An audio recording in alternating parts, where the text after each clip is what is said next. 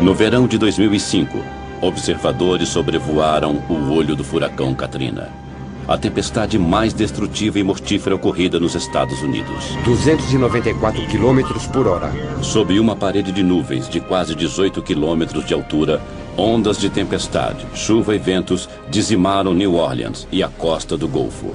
O furacão Katrina foi um sinal do que está por vir?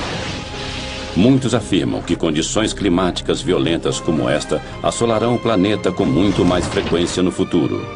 Nosso planeta está sendo devastado. Terras antes férteis estão secando. Áreas litorâneas estão erodindo. Florestas tropicais estão desaparecendo. E ondas de calor estão debilitando pessoas idosas e vulneráveis. Será este o futuro do planeta Terra? E somos nós os culpados? A resposta pode estar dentro deste supercomputador, o simulador terrestre, que cria um panorama do nosso mundo e dos perigos por vir.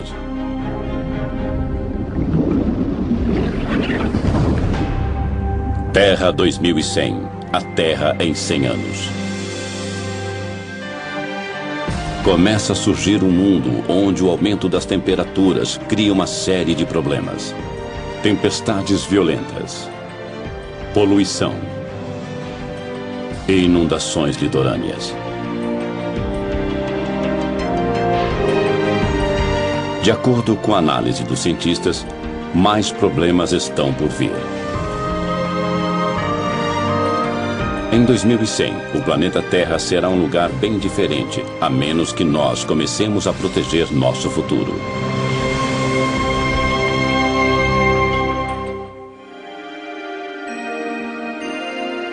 Num prédio que lembra o ginásio de uma escola, está um dos computadores mais velozes do mundo, o simulador terrestre. São 5.000 computadores interligados para processar dados na velocidade impressionante de 35 trilhões de cálculos por segundo.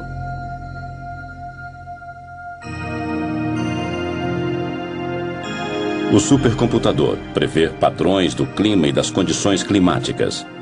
O simulador terrestre divide a atmosfera e os oceanos em milhões de setores e analisa a temperatura, o vento e as correntes oceânicas para criar um planeta virtual como a Terra. Já sabemos que a maior parte do aquecimento ocorrido nos últimos 50 anos foi causado pela atividade humana, quer dizer, geramos e lançamos gases do efeito estufa na atmosfera da Terra. Nós pegamos esta informação e a inserimos em imensas simulações de computador. Podemos simular o que talvez acontecerá em várias partes do mundo nos próximos 100 anos.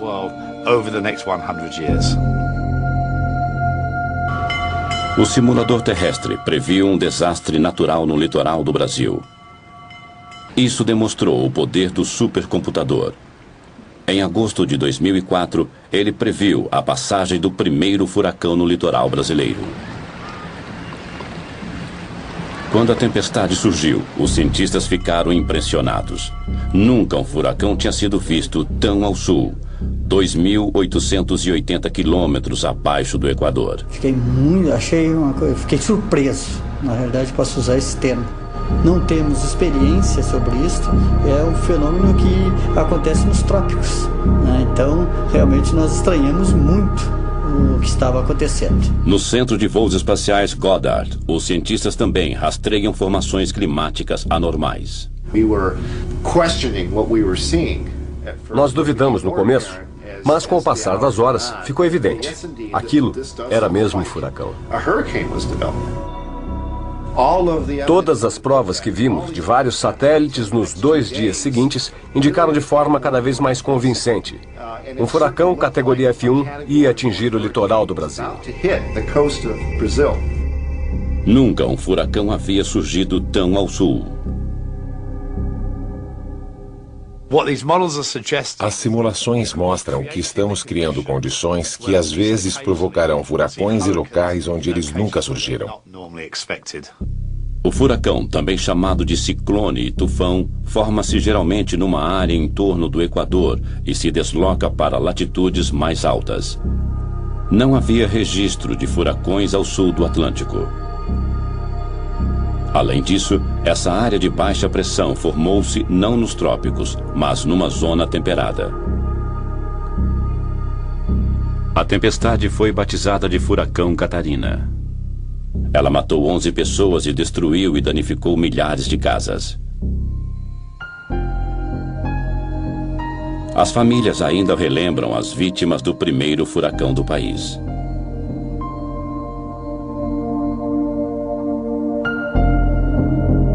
Nas décadas que virão, o simulador terrestre prevê um aumento mundial de tempestades violentas e furacões de categoria F5. As tempestades são alimentadas pelas temperaturas em elevação. Na medida em que a superfície do mar esquenta, a evaporação aumenta e produz vapor d'água que alimenta a tempestade. Quanto mais umidade, maior a tempestade.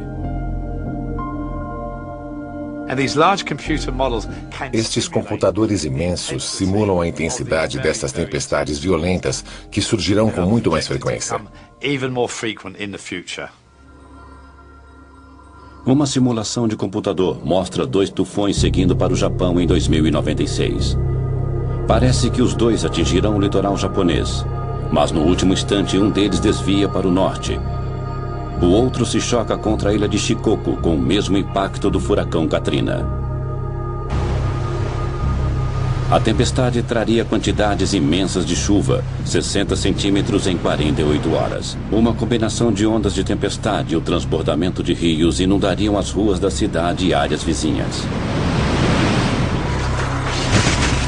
Com ventos de 288 km por hora, as lojas e casas de Shikoku seriam dizimadas.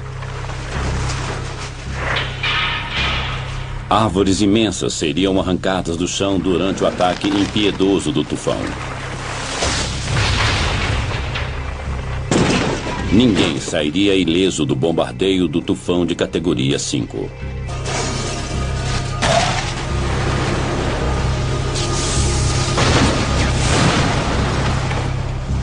As fiações elétricas seriam derrubadas e a maior parte da cidade ficaria na escuridão, comprometendo os resgates. O tufão de Shikoku foi uma amostra apavorante do futuro numa simulação de computador. Mas a violência do furacão Katrina, que devastou New Orleans e a região do Golfo, foi verdadeira. Um furacão F5, ventos de 294 km por hora. Sob nuvens de tempestade, ventos violentos golpearam o Golfo do México, enquanto Katrina lançava ondas gigantes no litoral. O furacão entrou terra adentro e o nível do mar subiu muito, chegando a quase 7 metros e até mais nos baixios costeiros. Na costa, as ondas imensas eram incontroláveis. New Orleans foi devastada, assim como a costa do Golfo.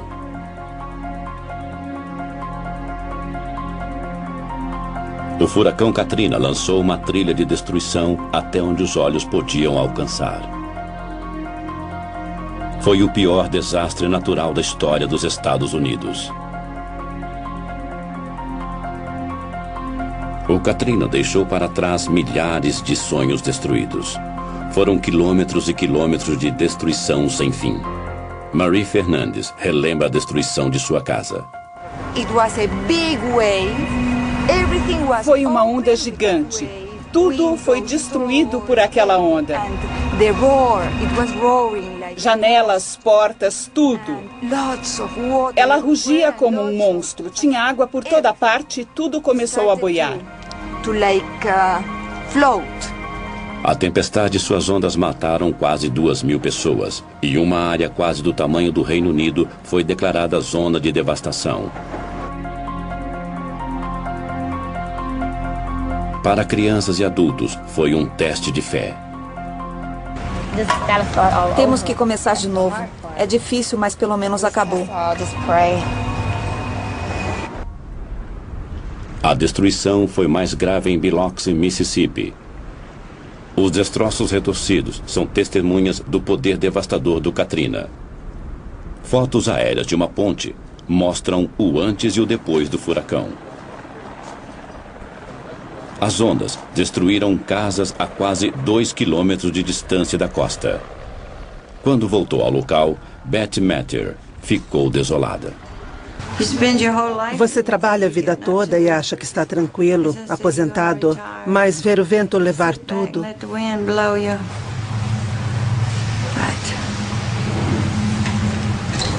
É muito difícil aceitar isso. O custo material do Katrina chegará a bilhões. As perdas humanas são incalculáveis. Mas os furacões não vão parar. Não acreditamos que a quantidade de furacões vai mudar, mas a intensidade sim. O que era para ser um de categoria F4 pode ser um categoria F5. As simulações mostram que, com o aquecimento da Terra, a superfície dos oceanos também esquenta e, por isso, veremos tempestades bem mais fortes, e estes computadores imensos simulam a intensidade destas tempestades violentas. Se um desses arrasadores furacões de categoria 4 ou 5 atingir uma grande cidade dos Estados Unidos, podemos esperar muita destruição. Talvez o que vimos em New Orleans possa ser visto até em lugares como Nova York.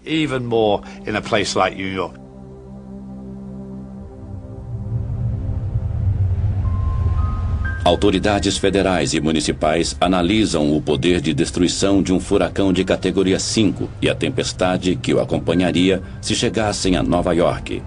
É uma previsão sombria. Os problemas começariam horas antes do furacão atingir a costa, como pontes derrubadas por ventos violentos, e dirigir seria extremamente perigoso. Os arranha-céus de Nova York ficariam vulneráveis com ventos de mais de 200 km por hora. No solo não seria mais seguro, pois a inundação impediria os moradores de fugir de carro ou metrô.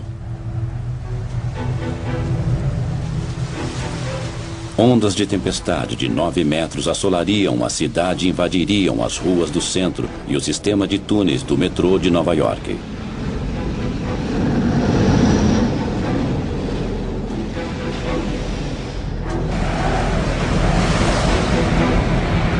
As ondas inundariam o túnel Holland, uma rota importante para sair da cidade.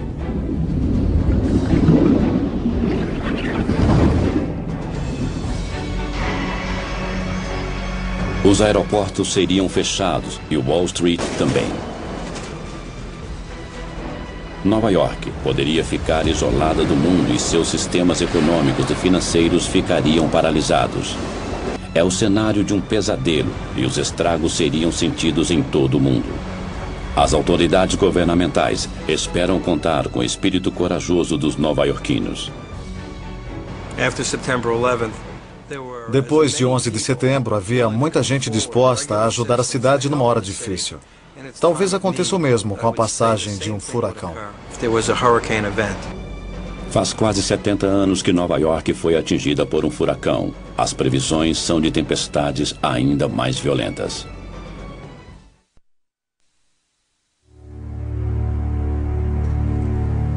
As ondas de calor são outro problema letal do aquecimento global.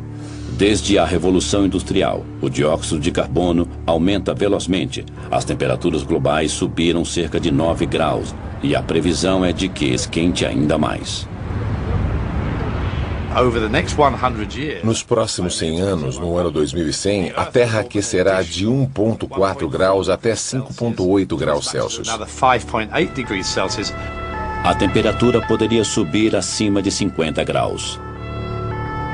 Em alguns locais, as temperaturas elevadas serão uma ameaça à vida.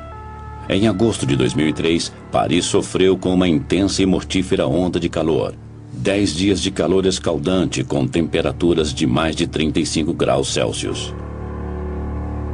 Naquele verão, a França ficou totalmente seca.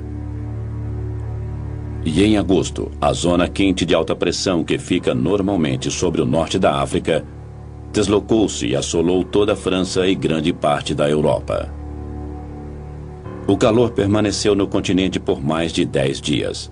O clima seco e quente criou uma onda de calor fatal.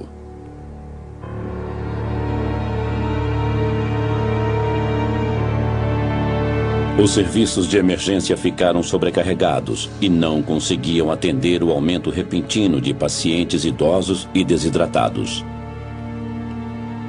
Muitos sofreram convulsões e entraram em coma.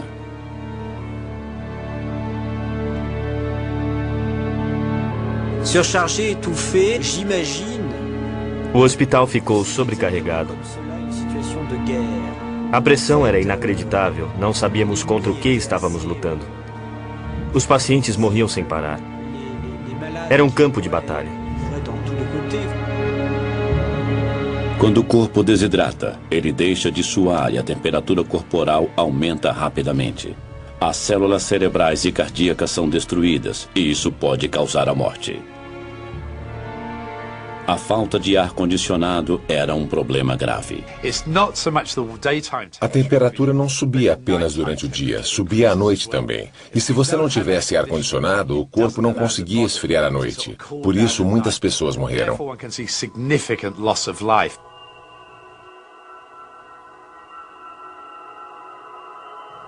O calor matou mais de 10 mil pessoas só na França. Na Europa, as mortes foram mais de 30 mil.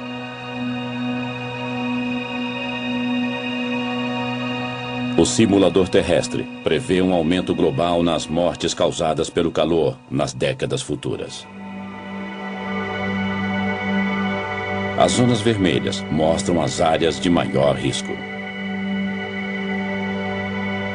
Na Europa, regiões frias serão atingidas por temperaturas fatais. A previsão mostra que temperaturas mortíferas podem também atingir China, Japão e o resto do leste da Ásia. O Dr. Larry Kalkstein, da Universidade de Delaware, usa as informações do supercomputador para calcular mudanças futuras nas mortes urbanas devido a ondas de calor. Em Tóquio, as mortes podem aumentar 2,5 vezes em 50 anos. Após 100 anos, as mortes poderão aumentar 11 vezes. Em Londres, esse aumento chegará a 47 vezes em 2100. E em Nova York, haverá 43 vezes mais mortes causadas pelo calor no mesmo período. Os cálculos das 6 maiores cidades do mundo mostram um grande aumento nas mortes causadas por altas temperaturas nos próximos 100 anos. Os resultados foram mais devastadores nas cidades ao norte, regiões frias atualmente. Perto da linha do Equador, poucos morreriam pelo calor, porque o calor é o mesmo todo dia. É quente, mas é igual. Mas Tóquio, Nova York, Toronto e Paris são locais mais vulneráveis, porque num dia pode fazer 35 graus e no outro pode fazer 20 graus. As pessoas não estão acostumadas, a estrutura urbana não está preparada. As casas não são adaptadas para isso.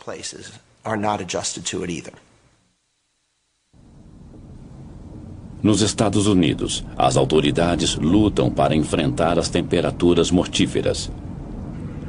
Na costa leste, a Filadélfia foi assolada pelo calor em 2005. Com as previsões de mais de 100 mortes causadas pelo calor, a prefeitura criou medidas de emergência e alertou sobre a onda de calor.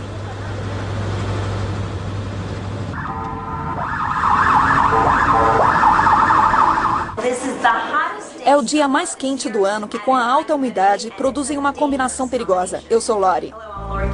A televisão e o rádio alertavam sobre as altas temperaturas. 36 graus, o dia mais quente do ano. O Departamento de Saúde Pública da Filadélfia criou uma linha exclusiva para orientar as pessoas a sobreviverem ao calor. É pagar a conta ou comprar um ar-condicionado. As janelas estão abertas? Não tem nenhuma janela aberta? Beba muita água. Se tiver algum problema, ligue de novo. Mandaremos uma enfermeira. 700 voluntários do Departamento de Saúde patrulharam a cidade. Eles visitavam cidadãos idosos e outros em risco para checar seu estado. Está quente, mas eu estou bem. Olá, como você está? Estou passando roupa. O ar-condicionado está ligado? Está. Ótimo. Eu vim saber se você está bem. Falo com você depois. O esforço valeu a pena. 12 pessoas morreram, embora as autoridades tivessem previsto mais de 100 mortes. Os esforços da cidade de Filadélfia salvaram vidas. Mas as grandes cidades não são as únicas a enfrentar o calor devastador. As temperaturas elevadas destroem plantações, pastos e florestas tropicais. As mudanças climáticas estão afetando a vida e o plantio em muitas partes do mundo. Uma viagem até a China mostra como as mudanças climáticas estão afetando regiões da Ásia. Esta área era uma planície verde, mas o superpastoreio está transformando a paisagem num deserto e os cientistas estão alarmados porque o aquecimento global está acelerando o processo.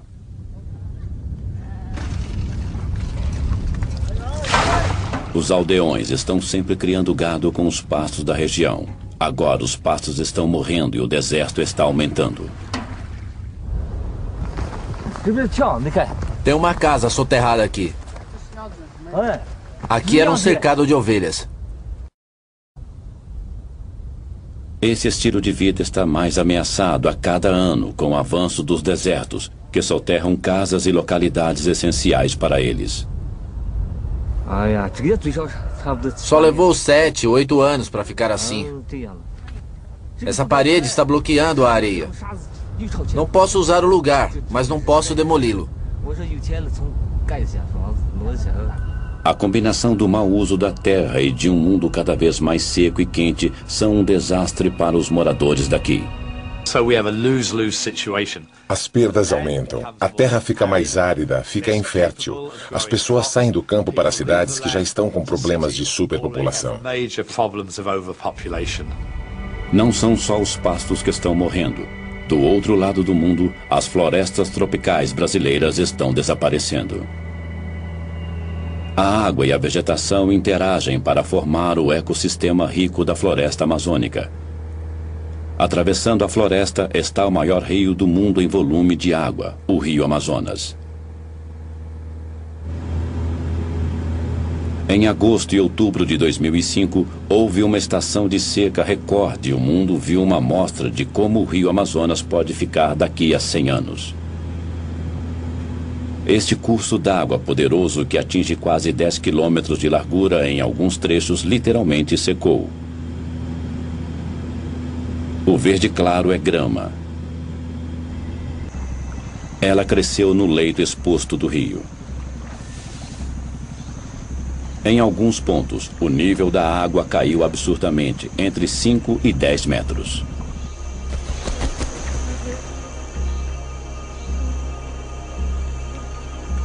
Os peixes mortos flutuavam.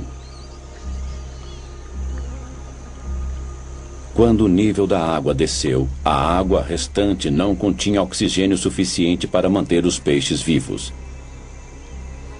Eles se tornaram um alimento fácil para os carniceiros. 48 anos que eu tenho aqui, nesse local, morando aqui, e nunca tinha visto uma seca dessa que nem aconteceu esse ano, né? Porque ainda está morrendo lá dentro, mas não estamos mais pegando devido à água estar poluída já pela mortalidade que morreu, né? A seca rigorosa foi atribuída às estranhas temperaturas quentes na superfície do Oceano Atlântico. Geralmente, o ar que suga a umidade das águas do Atlântico paira sobre a bacia do Amazonas e atinge a Cordilheira dos Andes. Na medida em que o ar sobe, as nuvens se formam e despejam a umidade em forma de chuva. A chuva evapora para formar mais nuvens novamente e o ciclo continua. Mas em 2005, as altas temperaturas da superfície do oceano aqueceram o ar, criando uma corrente de ar ascendente sobre o Atlântico. A corrente de ar ascendente formou nuvens no local. Elas caíram em forma de chuva sobre o oceano. O ar seco se espalhou. O resultado: o rio Amazonas ficou coberto por uma corrente de ar seco descendente. Isso quebrou o ciclo e impediu a queda da chuva.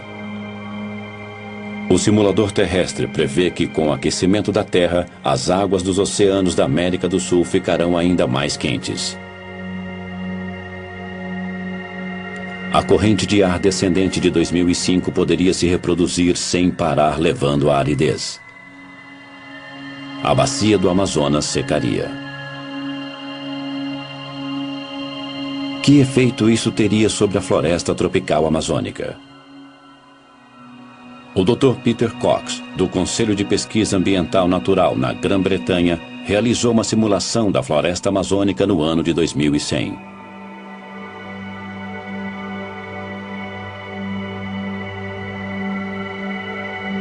O resultado foi chocante. A simulação mostra as mudanças nas florestas, numa área que inclui a floresta tropical amazônica. Na segunda metade deste século, a terra secará e desertos surgirão. As florestas começarão a desaparecer a partir da foz do rio Amazonas. Em 2100, 2/3 da floresta terão sido destruídos. No lugar da floresta, haverá um deserto vasto maior que a Península Árabe. A simulação não inclui desflorestamento feito por humanos. É um desflorestamento indireto causado pelo aquecimento global e mostra que o efeito estufa é uma ameaça tão grave quanto o desflorestamento direto. A simulação mostra como a desertificação do rio Amazonas ocorrerá. Haverá pouquíssima chuva, por isso as plantas não terão água suficiente. Muitas árvores definharão. Depois que uma área secar, isso acelerará o efeito em outras áreas. Um matagal de savana vai surgir. Depois ele se tornará grama. Na medida em que o clima secar, nem a grama resistirá. Em 2100, o poderoso rio Amazonas estará ressequido e se tornará uma extensão do deserto. A seca também é um problema no sul da Espanha. Em julho de 2005, os fazendeiros foram às ruas para exigir mais água para suas fazendas.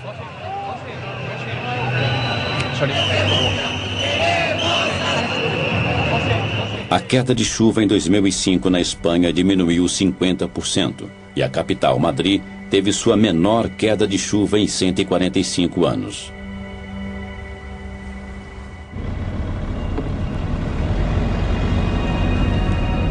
No sul da Espanha, a província de Múrcia é conhecida por suas frutas e vegetais.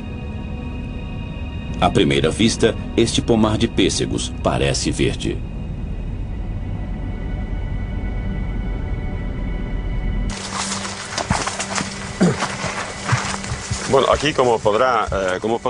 Olhe o pessegueiro. Esta é a fruta. Elas eram deste tamanho. O tamanho diminuiu. É porque não tem água.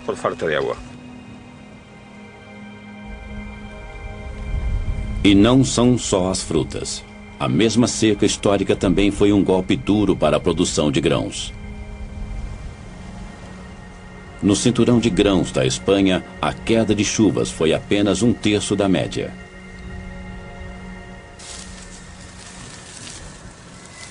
A família de Tomás Lourenço tem plantado há gerações. E o trigo sempre foi um alimento importante nos 90 hectares da fazenda. Lourenço conhece os sinais de uma boa plantação. Normalmente, pues, puede 90 centímetros, 1 metro, 1,20. Tem 1 metro. Geralmente é desta altura. Você tem que afastá-los para andar. Para poder andar. Se não, assim esto nada. Todo ruinoso. É terrível. Esto la espiga.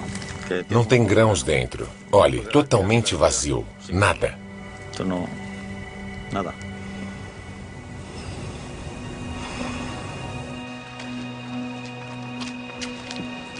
Este é o celeiro de Lourenço. Antes ele ficava cheio de grãos até o teto. Este ano, a colheita foi menos de 5% do padrão normal. As perdas chegaram a $70 mil. Se a seca continuar, está acabado para os fazendeiros. Não podemos suportar isso. Não poderíamos suportá-lo.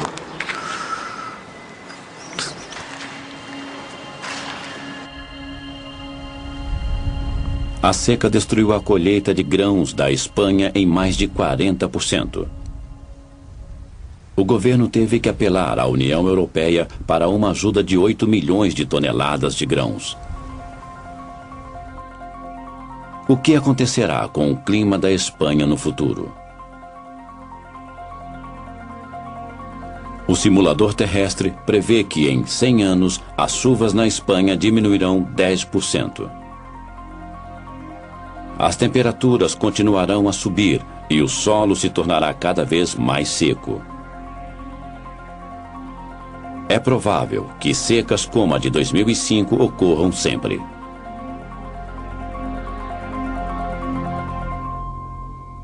A falta de água tem sacrificado a produção agrícola em todo o mundo. Esta projeção, feita pelo simulador terrestre, mostra a produção de alimentos no futuro.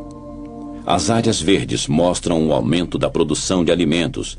As vermelhas mostram a diminuição. No norte frio, um pequeno aumento de temperatura pode aumentar a produção, mas na maioria dos países tropicais e subtropicais, o clima mais quente significa menos alimento. O Mediterrâneo, a África e o sudeste da Ásia padecerão seriamente. Mas a maior perda de colheitas será nos Estados Unidos e na América Central. Em alguns locais, a produção cairá para menos da metade. No mundo, 54 milhões de pessoas entrarão para a lista de famintos.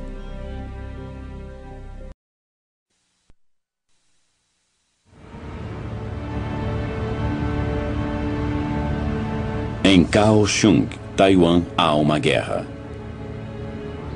Um exército de inspetores de saúde está no ataque, e as redes de borboletas são as armas. O inimigo é uma espécie de mosquito africano que carrega o vírus mortífero da dengue, e o aquecimento global é aliado do inseto. Como algo tão pequeno pode ser tão letal? Começando na África, o habitat do mosquito se estende pelos trópicos até o sul de Taiwan, seu limite ao norte. O vírus da dengue provoca a febre da dengue. Quando os mosquitos infectados picam as pessoas, o vírus penetra no corpo. Os infectados sofrem erupções cutâneas e uma febre de quase 40 graus.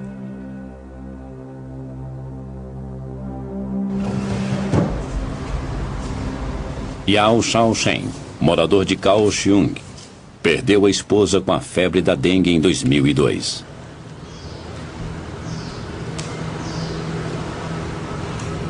Ela já havia contraído a febre da dengue 3 anos antes.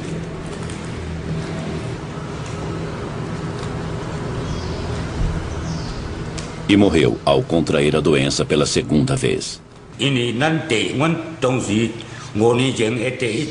A minha mulher teve a febre antes, mas não foi grave. Nunca pensei que ela morreria na segunda vez. O vírus da dengue chega a Taiwan vindo dos mares todo ano.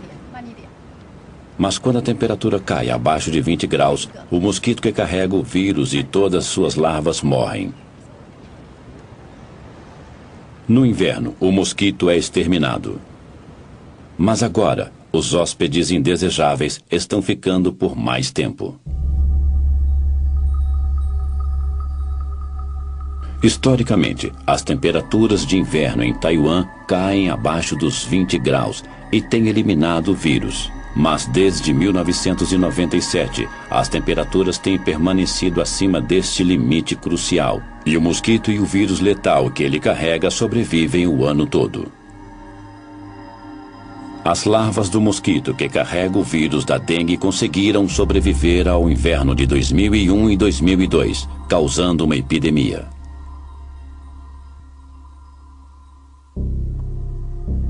Este mapa oficial mostra a extensão da epidemia de dengue disseminada pelo mosquito. Ela está restrita ao sul da ilha, perto da cidade de Kaohsiung, mas as autoridades estão apreensivas, pois há outras áreas em risco. Para prevenir que a infecção se espalhe na cidade de Kaohsiung, sempre que um caso é confirmado, uma exterminação em grande escala do mosquito é realizada. Esta dedetização é feita em 10.000 casas. A aplicação de pesticidas é feita dentro e fora das casas.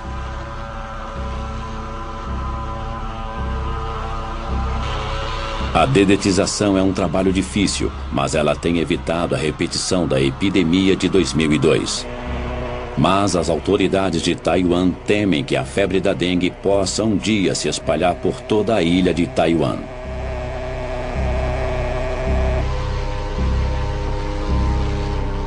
Não é só um problema de Taiwan.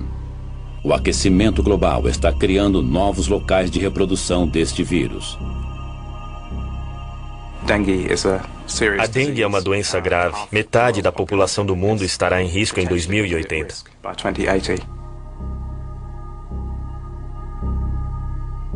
Se o clima continuar esquentando, veremos mosquitos transmissores de doenças em nosso quintal?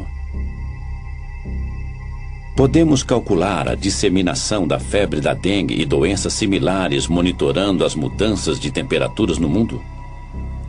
Aqui, as áreas em vermelho escuro no mapa mostram regiões de alto risco.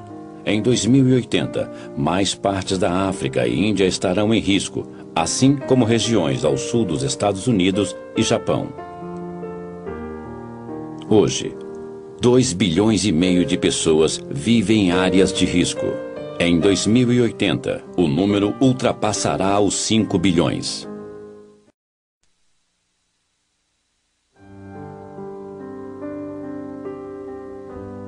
De acordo com o simulador terrestre, as temperaturas mais altas também afetarão as calotas polares. O dano é tão grave que a camada permanente de gelo desaparecerá em 2070. No final deste século, estima-se que as calotas de gelo derretidas elevarão o nível dos oceanos em mais de 90 centímetros, colocando em risco milhões de pessoas que vivem à beira-mar. Na ilha de Shishmaref, os moradores já sentem os efeitos do aquecimento global. Localizada no litoral do noroeste do Alasca, esta ilha estreita tem cerca de 5 quilômetros de extensão e apenas 600 moradores. A maioria dos moradores é de indígenas norte-americanos que vivem da caça e pesca. Hoje, eles procuram um novo lugar para viver. Nos últimos anos, o litoral diminuiu drasticamente devido à erosão e muitos moradores perderam suas casas.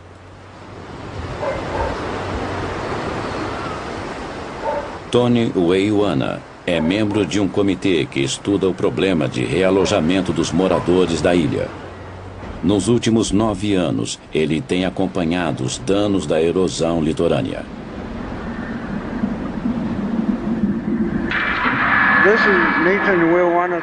Esta é a casa do Nathan Weiwana, que caiu no mar numa tempestade uns dias atrás.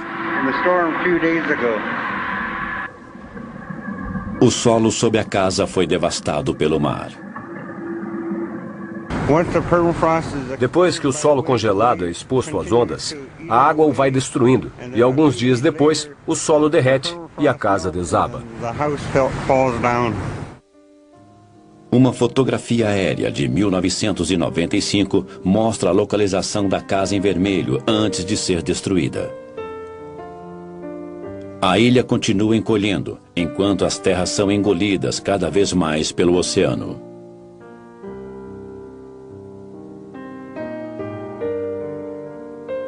Em apenas uma década, o litoral recuou em quase 60 metros. Tony tem filmado a erosão. Em alguns locais, pedaços de terra de 38 metros ilha dentro desapareceram da noite para o dia. A erosão é veloz porque grande parte do solo da ilha é solo congelado perene, o permafrost. Quando fica exposto, ele derrete imediatamente. Uma causa da erosão é o derretimento das calotas de gelo polares. No passado, quando o mar entrava em ressaca em outubro, o litoral já estava coberto de gelo, que atuava como proteção contra a água e a erosão. Quando há tempestades e não há gelo, é um perigo para os moradores, porque a água se choca direto contra a costa e começa a arrastar a areia.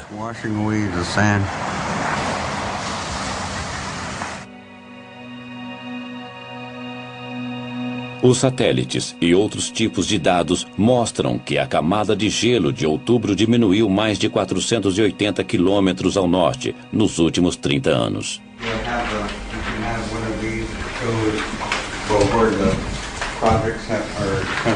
Os moradores da ilha de Shishmaref têm analisado o problema da erosão inúmeras vezes. Se a erosão continuar neste ritmo, talvez a ilha se torne inabitável em menos de 20 anos. Eles tomaram uma decisão. Todos mudarão da ilha em 2009.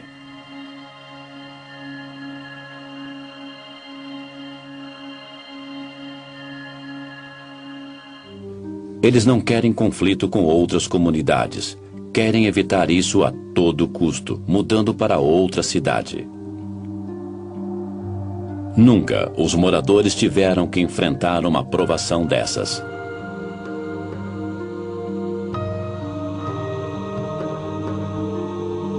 Quando Tony e os outros moradores deixarem Shishmaref, um estilo de vida desaparecerá, assim como o único local que eles chamaram de lar. No Alasca, quase 184 aldeias já perderam praias e permafrost, devido às altas temperaturas. Mas isso é só o começo. Há muitas ilhas e litorais que serão engolidos pelo mar. Quase 2.600.000 quilômetros quadrados de terra sumirão com o aumento do nível do mar. Muitos países de regiões baixas como Kiribati, Tuvalu e as Maldivas ficarão praticamente submersos. Alguns podem até desaparecer. Milhões que moram no litoral perderão seus lares. 10 milhões nos Estados Unidos, 27 milhões na Indonésia e 33 milhões no Vietnã. 260 milhões no mundo todo. 1/4 bilhão de refugiados do aquecimento global. As simulações de computador nos ajudam a prever o futuro do planeta. Elas mostram um mundo sob ataque. O clima inóspito e as variações climáticas causarão danos sociais, econômicos e ambientais que não podem ser recuperados. O panorama ambiental mostra que o mundo está em perigo e que devemos fazer algo a respeito agora. Com as simulações de nosso planeta em perigo, será que os governos se unirão para reduzir as causas das mudanças climáticas no planeta? Se o mundo reverter as mudanças climáticas, voltaremos a ter um mundo seguro. Os governos devem se unir às indústrias e trabalharem juntos com a sociedade para evitar as mudanças climáticas previstas. Que mundo queremos para os nossos filhos e netos? Se quisermos deixar um mundo vibrante e abundante, com corais, florestas, temos que impedir as mudanças climáticas.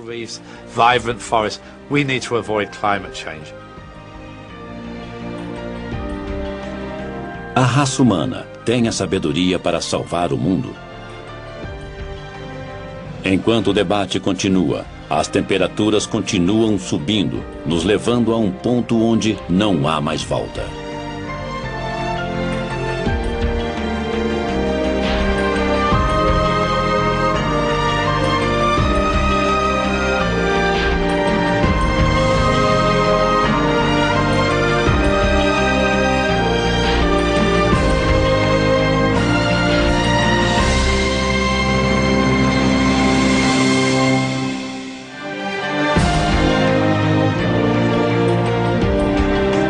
Versão brasileira, Tempo Filmes, São Paulo.